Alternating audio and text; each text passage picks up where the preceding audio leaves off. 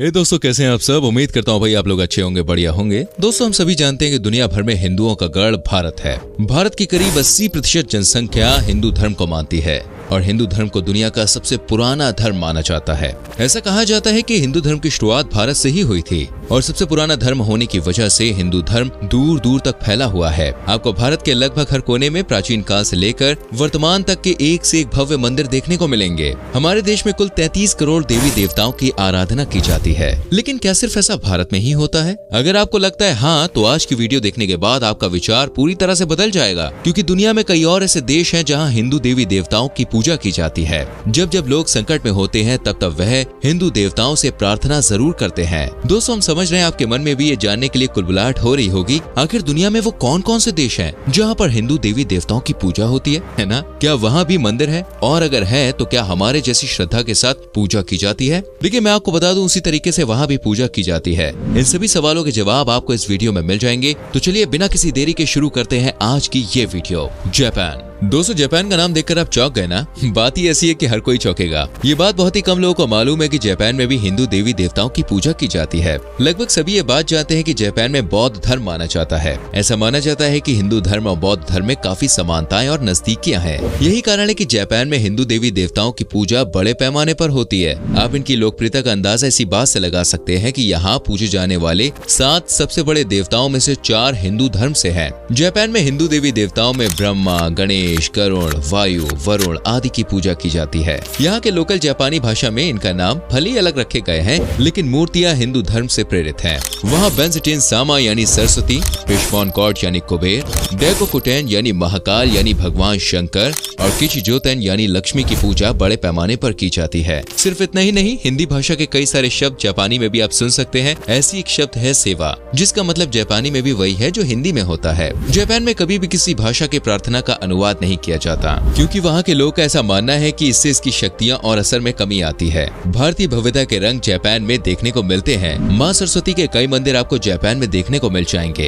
इतना ही नहीं, संस्कृत में लिखी पांडुलिपियाँ कई जापानी घरों में आज भी मिलती है। आज भी जापान की भाषा काना में कई संस्कृत के शब्दों का इस्तेमाल करते हैं। इतना ही नहीं, काना का आधार ही संस्कृत है। जापान की मुख्य दूध कंपनी का नाम भी सुजाता है। उस कंपनी के ऑफिसर ने बताया था कि ये उस लड़की का नाम है जिसने बुद्ध को निर्वाण से पहले खीर खिलाई थी। मतलब इतना सब कुछ जानने के बाद ये बात तो क्लियर हो गई कि जापान में न सिर्फ हिंदू देवी देवताओं की पूजा होती है, बल्कि हिंदू सभ्यता के भी बहुत सारे अंश वहाँ देखने को मिलते हैं। इंडोनेशिया।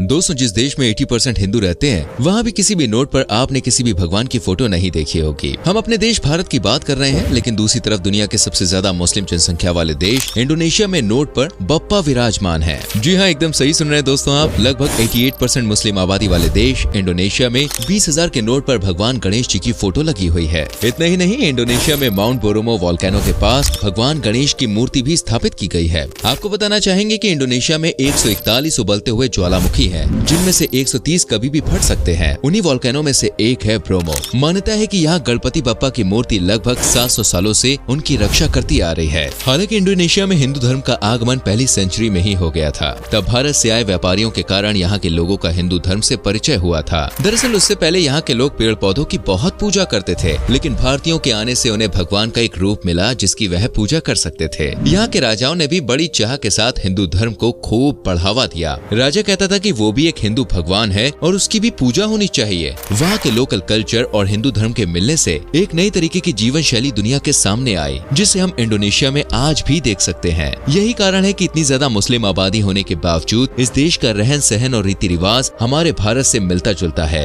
इंडोनेशिया में हिंदू धर्म के महत्व का एक बड़ा कारण ये भी हो सकता है कि यहाँ के बाली द्वीप पर लगभग 86% जनसंख्या हिंदुओं की है, जबकि देश के 6 आधिकारिक धर्मों में से एक धर्म हिंदू धर्म भी है। थाईलैंड। दोस्तों, अभी हमने बात की इंडोनेशिया में नोट पर भगवान गणेश की फोटो की, लेकिन अब आपको लेकर चलते हैं थाईलैंड, जहाँ पर न सिर्फ हिंदू देवी देवताओं की बड़ी बड़ी मूर्तियां हैं, बल्कि एक कदम आगे जाते हुए उसने अपने स्टैम्प पर कई सारे देवी देवताओं की फोटो अंकित करवा रखी है। इतना ही नहीं, दुनिया में गणेश भगवान की सबसे बड़ी मूर्ति भी भारत में नहीं बल्कि थाईलैंड में बनाई गई है। इंद्रदेव और भगवान भोले शंकर की भी बहुत बड़ी बड़ी प्रतिमा लगाई गई है। और इससे बड़ी बात यह है कि यहाँ हिंदू धर्म के तमाम रीति रिवाजों का पूरा ध्यान रखा जाता है। जैसे शिवलिंग पर शंख से दूध और जल चढ़ाना। लेकिन अगर आप सोच रहे हैं कि ये हाल फिलहाल में शुरू हुआ होगा तो आप बिल्कुल गलत हैं। ये परंपरा सदियों पुराने यहाँ के चक्री डायनेस्टी से चली आ रही है। इस वंश के राजा अपने नाम में राम लगाते थे। इससे यह स्पष्ट हो गया कि यह राजा भगवान राम के बड़े भक्त थे। दोस्तों, हमारे यहाँ रामायण को स्कूल के सिलेबस में शामिल नहीं किया गया है, लेकिन थाईलैंड में रामायण लिटरेचर का एक बहुत ही इंपॉर्टेंट अंग माना जाता है और इसे स्कूल के सिलेबस में रखना अनिवार्य है। यहाँ रामायण को रामाकीन कहा जाता है। सिर्फ इतना ही नहीं, इनकी रामायण के प्रति भक्ति सिर्फ राजाओं के नाम तक ही सीमित नहीं है, बल्कि यहाँ के लोगों ने अयोध्या से प्रेरित होकर अपने एक शहर का नाम ही अयोध्या रख दिया। जी हाँ, एकदम ठीक सुना आपने। थाईलैंड में भी बाकी साउथ ईस्ट एशियन कंट्री की तरह भारत से व्यापारी पहली सेंचुरी में ही पहुँच गए थे। इनमें से कुछ वहीं रुक गए और उन्होंने वहाँ के लोगों को अपनी संस्कृति के बारे में जानकारी दी। 7वीं 8वीं शताब्दी के आसपास दक्षिण पूर्व एशिया के ज्यादातर देशों में राजाओं द्वारा हिंदू धर्म को माना जाने लगा था। इसलिए भले ही आज बहुत कम संख्या में हिंदू रहते हों, लेकिन ये देश पूर्वजों की विरासत आज भी संभाले हुए है। थाईलैंड में ज्यादातर मंदिर बौद्ध लोगों के द्वारा ही बनाए गए हैं, लेकिन मंदिर के दीवारों पर पार्वती, गणेश, ब्रह्मा और विष्णु भगवान की फोटो आपको देखने को मिल सकती है। कंबोडिया। दोस्तों, दुनिया के कई देशों में प्रसिद्ध हिंदू मंदिर हैं, लेकिन दुनिया में कंबोडिया एक ऐसा देश है जहां दुनिया का सबसे बड़ा हिंदू मंदिर और सबसे बड़ा धार्मिक स्मारक है। लेकिन आपको जान के हैरानी होगी, वहां पर अब गिनती के हिंदू मंदिर बचे हैं। यहाँ के लोग हनुमान जी के बहुत बड़े भक्त हैं और अक्सर बजरंगबली के नारे यहाँ गूंजते ही रहते हैं। 1964 में हनुमान जी के चित्र वाले 5 स्टैम्प जारी किए गए थे। वहीं 2006 में हनुमान जी के अलावा लव कुश, माता सीता, भगवान राम के अलावा रावण के भी स्टैम्प जारी किए गए थे। कहा जाता है कि सालों पहले कंबोडिया में हिंदू धर्म था। पहले इसका संस्कृत नाम कम्बोज या कम्बोज था। कम्बोज की प्राचीन कथाओं के मुताबिक उपनिवेश की नींव आर्य देश के राजा कम्बु स्वयंभू ने रखी थी। भगवान शिव की प्रेरणा से राजा कम्बु स्वयंभू कम्बोज देश आए। उन्होंने यहाँ की नाग जाति के राजा की मदद से इस जंगली मरुस्थल पर राज्य बसाया। नागराज की अद्भुत जादूगरी से मरुस्थल हरे भरे इस सुंदर प्रदेश में बदल गए। लोक कथाओं के अनुसार कम्बु ने नागराज की कन्या से शादी कर ली और कम्बोज राजवंश की नींव डाली थी। लेकिन यहाँ पर विदेशियों की नजर पड़ी और उन्होंने यहाँ रहने वाले हिंदू लोगों का तलवार के दम पर धर्म परिवर्तन करा दिया।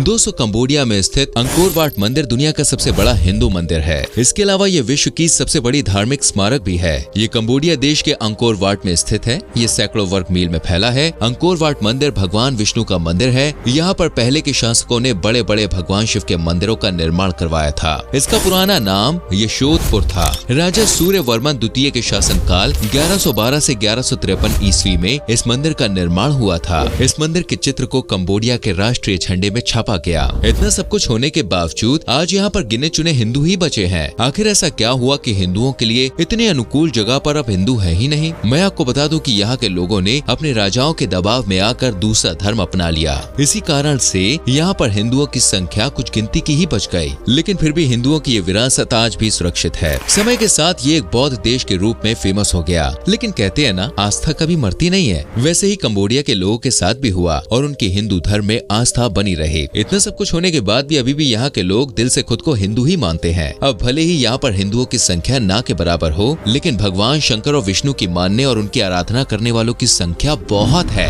न्यूजीलैंड। दोस्तों, न्यूजीलैंड के प्रधानमंत्री जेसिंदा आर्डर्न है। अब आप सोच रहे होंगे यहाँ पर न्यूजीलैंड के प्रधानमंत्री को बताने की भाई क्या जरूरत है। दरअसल देखिए, एक धर्म से क्रिश्चियन होने के बावजूद न्यूजीलैंड की प्रधानमंत्री भगवान श्री कृष्ण के चरणों में आ गयी। अब जिस देश का प्रधानमंत्री कृष्ण के चरणों में हो, वहाँ के लोगों के बारे में क्या ही कहना। न्यूजीलैंड में हिंदू संस्कृति की झलक दिखाता हुआ एक मंदिर है जिसका नाम है भारतीय मंदिर। ये लगभग 29 साल पुराना है और साल 2018 में इसकी स्थापना के 25 साल को धूमधाम से मनाया गया था। इतना ही नहीं, दुनिया भर में प्रसिद्ध थिरुल सुब्रमण्यम अलियम नाम का मंदिर भी न्यूजीलैंड में ही है। इस मंदिर में भगवान शिव, माता पार्वती, गणेश और मुरुगन की पूजा अर्चना की जाती है। इतना ही नहीं, यहाँ के लोग मानते हैं कि साल 1955 से वेलिंगटन स्ट्रीट पर मंदिर में रखी भगवान गणेश की एक छोटी सी मूर्ति वहाँ रखा दूध पी जाती है। अब दोस्तों, आस्था का क्या ही कहना, लेकिन एक ऐसा देश जिसमें सिर्फ 2% हिंदू रहते हैं, वहाँ पर हिंदू धर्म की इतनी पॉपुलैरिटी कैसे हो सकती है? इसका जवाब है कि साल 1972 में यहाँ इस्कॉन द्वारा हरे कृष्ण मूवमेंट चलाया गया था, जिसके बाद वेलिंगटन, क्राइस्टचर्च, ऑकलैंड और हैमिल्टन में कई मंदिरों की स्थापना की गई थी।